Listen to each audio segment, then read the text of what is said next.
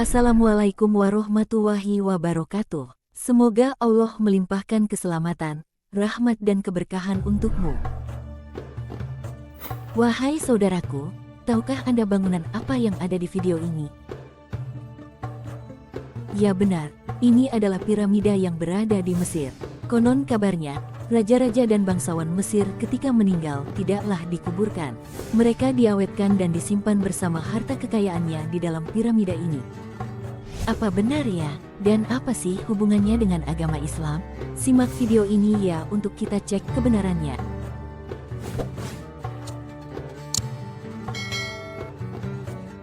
Piramida Mesir sebagai salah satu di antara 8 keajaiban dunia dikenal sebagai tempat makam raja-raja. Konon kabarnya, raja-raja dan bangsawan Mesir ketika meninggal tidaklah dikuburkan. Mereka diawetkan dan disimpan bersama harta kekayaannya, seperti penemuan makam Raja Tutankhamun yang ditemukan utuh dan lengkap. Namun, menurut Al-Quran, tujuan utama pembangunan piramida bukanlah sebagai makam. Dalam surah Al-Qasas 28, ayat 38 disebutkan, dan Fir'aun berkata, "Hai pembesar kaumku, aku tidak mengetahui Tuhan bagimu selain aku. Maka, bakarlah hai Haman untukku tanah liat, kemudian buatkanlah untukku bangunan yang tinggi supaya aku dapat naik melihat Tuhan Musa. Dan, sesungguhnya aku benar-benar yakin bahwa dia termasuk orang-orang pendusta." Dalam ayat ini disebutkan, tujuan Fir'aun membuat sebuah bangunan tinggi dari tanah liat tersebut adalah untuk melihat Tuhan Nabi Musa ke langit.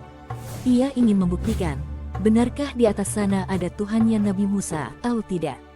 Hal menarik yang disebutkan Al-Quran adalah sepenggal ayat yang mengatakan, "Maka bakarlah hai Haman untukku tanah liat, kemudian buatkanlah untukku bangunan yang tinggi." Dalam ayat ini disebutkan secara lugas bahwa asal pembuatan bangunan yang saat ini dikenal dengan piramida disebutkan Al-Quran terbuat dari tanah liat yang dibakar.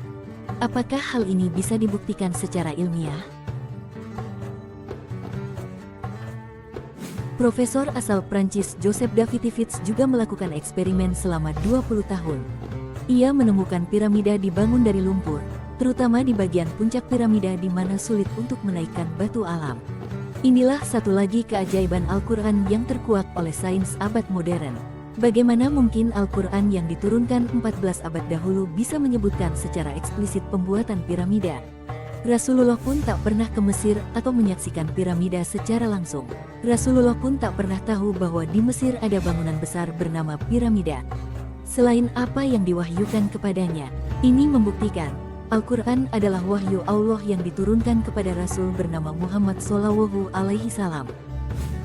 Wallahu a'lam bishawab. Wassalamualaikum warahmatullahi wabarakatuh.